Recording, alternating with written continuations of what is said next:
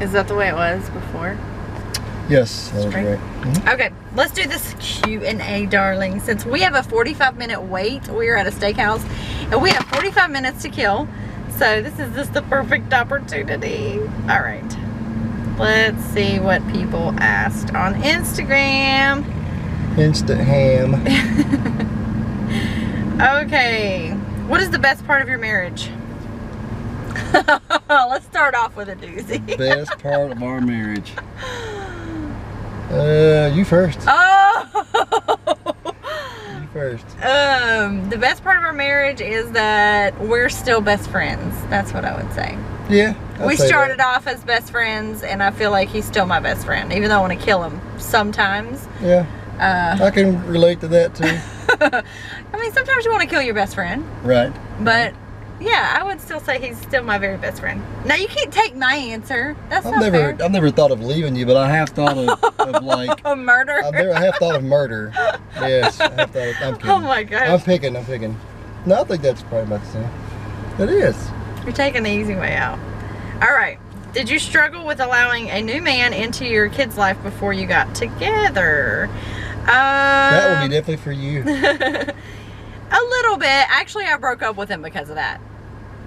We started dating, and I was dating him, and I kind of felt like things were getting too serious too fast, and I was scared to death of that. And I literally, like, we went out to lunch one day at Ruby Tuesday right across the street, and I broke up with him.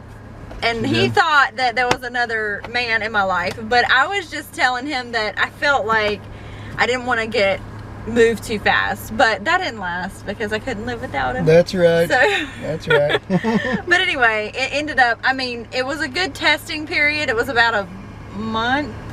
About a month and a half. Month and a half or so. 4 or 6 weeks. And I was miserable. That's right. Miserable. And he was even more miserable. Not true. So, I was living it up, man. He was miserable. I was miserable. So we kind of knew that we were kind of meant to be together. When did you both know you had fallen in love with each other? Okay. I'll let you start with that. Well... When did you know that she made her first meatloaf, man. It was great. Then I knew I had to keep her. The meatloaf. The meatloaf and mashed potatoes did it. Actually, you really did love the meatloaf and mashed potatoes. I'm picking. Didn't you? It was you very, really did. It's very good. Yeah. I don't know. That's not the answer, though. I don't know. I don't know of an exact time. Like, we just dated we've been dating, actually, for a while. I mean, and we had never had like an argument or anything like that, and we would talk about, like, I can't believe we don't fuss and fight and argue, and we were just really we enjoyed each other's company all the time, and it was just really fun. We had a lot of fun times, and I don't know, things just kind of, I guess, blossomed. Blossomed. Yeah, they blossomed. Yeah. So, is Daddy excited for another sweet baby? This is from Memories Embrace. I should be telling. The last question was from Academy B612. And the first question... Oh, I missed some. Oh, hang on a minute.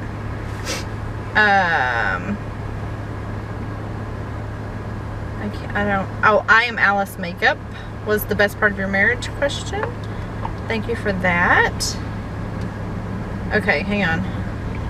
And then Jemima XOXO was the second question. Okay, I won't forget next time. Is Daddy excited for another sweet baby? Daddy, are you excited for another? Yes. Sweet baby? Yeah, the screaming, you know, not so much, but you know, I'm thinking.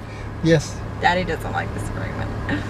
I've heard a lot of screaming in my day. He has less patience than I do with the screaming, but when you have one like Maddie was, when she never ever like stopped screaming, it definitely left a mark, and I think he's a little traumatized by that. But yes, I'm traumatized. We're praying for peace. Peace over this child. The boys were easy. They were easier. Well, they wasn't easy, but they were easier. way easier than. But you're excited, right? Yeah. Be convincing, honey. We're on camera. I'm just kidding. I'm kidding. I'm I kidding. am, man. He is. You know how Jimmy's the type, like, you know, women, like, we connect with our babies so much earlier because we feel them, and it's just like a totally different experience, and they're a little disconnected from that. But once the baby comes, and once you can like feel the baby moving and stuff, like he could feel the baby move more, you can see that like a little bit more of a bond starts to happen there. It seems more real. Yeah, it becomes more real, and then he gets, you know, we both get more excited about it. But we're so busy all the time that we really, it's just kind of like, yeah, I'm pregnant, yep, we're gonna have a baby, and we just keep on trucking, you know. That's just how it is. Keep it on. That's right. Jimmy, do you have a wedding ring that you wear? This is also from Memories Embraced. Well, her husband always takes his off for work, and then forgets to put it back on. That's me. And so she says, "Oh, you aren't married today, huh?" So that is me, 100%. Yeah.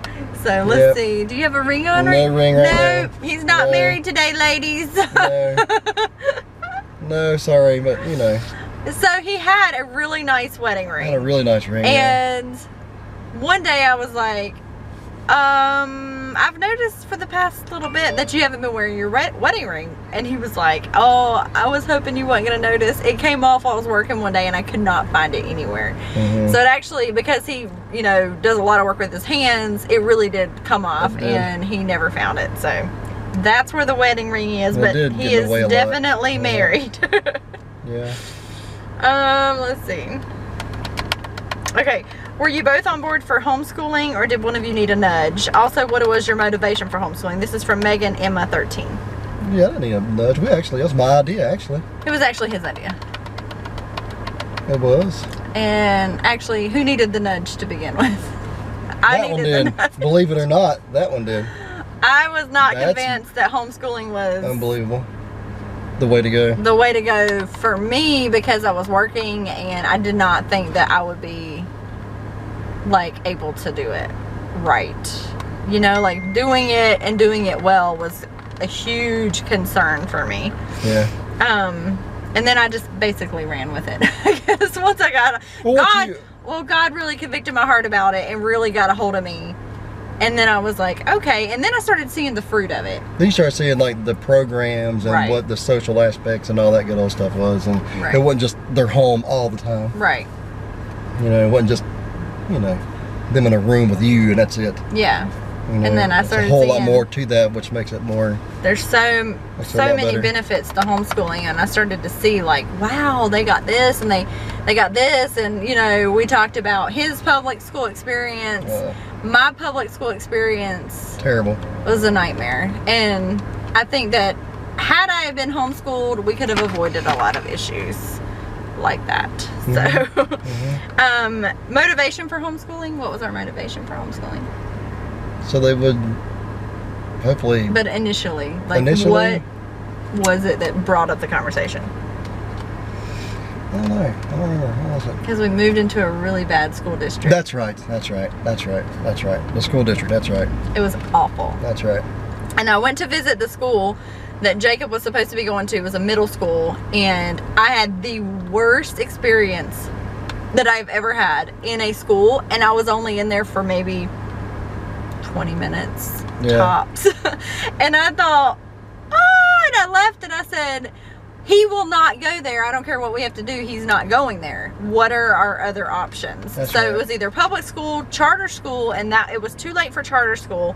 Private school was like thousands of dollars, and so it was just kind of like a no-brainer. He's going to be homeschooled this year because this. That's right. What are you looking at? I thought that was wit. Oh. Like, he's fatter than that, though, so never mind. Go ahead. Oh my gosh. Anyway, that's why we started homeschooling. So that question, I said the name. And the next question is from Fallon Moss. Hey, Fallon! We just love Fallon and her family. What is y'all's favorite song right now? What is our favorite song? He loves country. Like, he listens to country music all the time. That's his thing. I listen to Christian, just like contemporary Christian music. I like Christian music too. He does listen to Christian music, but I don't listen to any secular music at all, just because I really don't like it. So, I mean, there's some. But my favorite song right now is, well, my favorite person who sings, is Lauren Daigle. I love anything by Lauren Daigle. Listen to her like 90% of the time. George Strait, buddy. You're a George Strait. Are you really? Yeah. Is that like George your favorite? He's one of the favorite, yeah. And that's like one. He likes the old country. Yeah, that new country. That's not country like it should be. Some new country's pretty good. Do you have a song, like a favorite song? Dustin Lynch's new one's pretty good. What is it? Cowboy Like Me or something like that. Oh, okay. That's pretty good. That's pretty good. Okay. So anyway, Fallon, that's there's your answer. You know. Okay, my 3 kids 86 says, any tips on resolving conflict? I hate conflict so bad, so any tips would be appreciated. I have a good marriage, but conflict comes up every now and then, and it's terrible, and I hate it so bad, and I honestly try to avoid it. You inspire me to be a better Christian wife and mom. Oh, thank you so much. Conflict. Avoid it. We have conflict, you guys. We have conflict in our marriage. We have conflict in our home. You cannot avoid conflict. Even with the greatest marriage on the planet, you're gonna have conflict. You're never gonna lose that one. We're sinners, right? We all battle sin and our flesh, and we don't see eye to eye on things all the time, and that causes conflict. So how do we handle conflict? We scream. No, I'm picking. We scream a lot. I'm a stuffer. I'm kidding. I stuff. And how do you handle conflict? I mean, he's more verbal. He likes to just get it on out there. Get it out and get it over and with. Deal with it. Get it out and get it over with. And I run from it. So if I see... It builds up that way, though. Yeah, if I see conflict starting to happen, I literally, like, run from it. I want away from him as fast as I can get away from him if I feel tension, and I will go to my room. I will go wherever it is, and do you know what he does? He follows me. Well, let's end this now, so that way in 2 hours or tomorrow we're not still dealing with it. That's why. He follows me, and I just need a moment. I need to cool down. I need to think about it. I need to like decompress. Well, next time I'm gonna throw cold water on you then.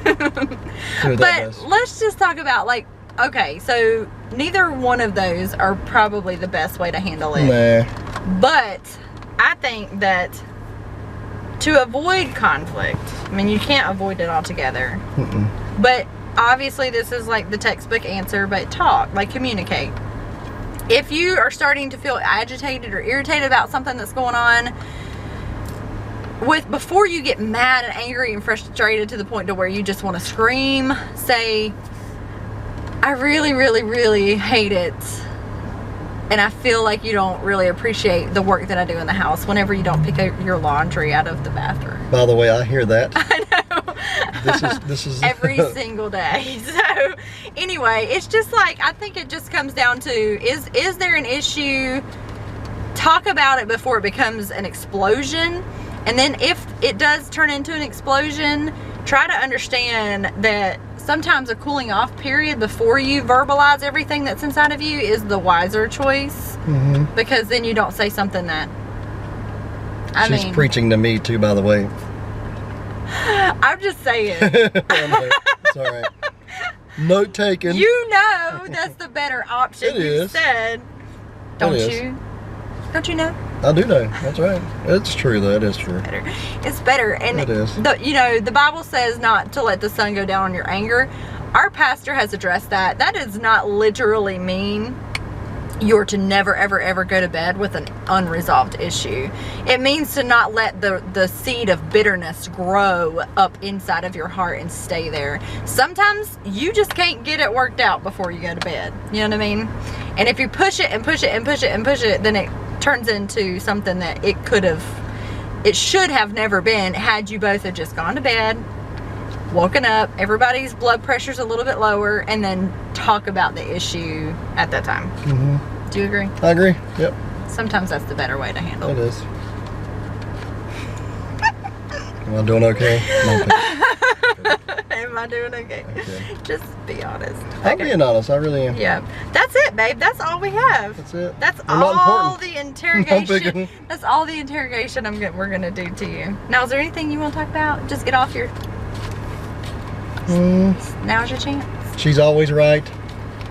She's always right. I realized that many years ago. No, I'm picking.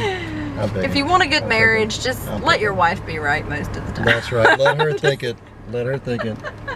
I'll just say, okay, and I keep going. Oh, gosh. I'm picking. I'm kidding. You're not really like that. You're really not. Nah. You're really not.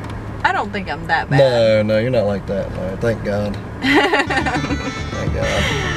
All right. I hope you guys enjoyed this little short Q&A. We're going to wait for another 2-3 days. Hours or days for our food and our little buzzer to go off for the steakhouse.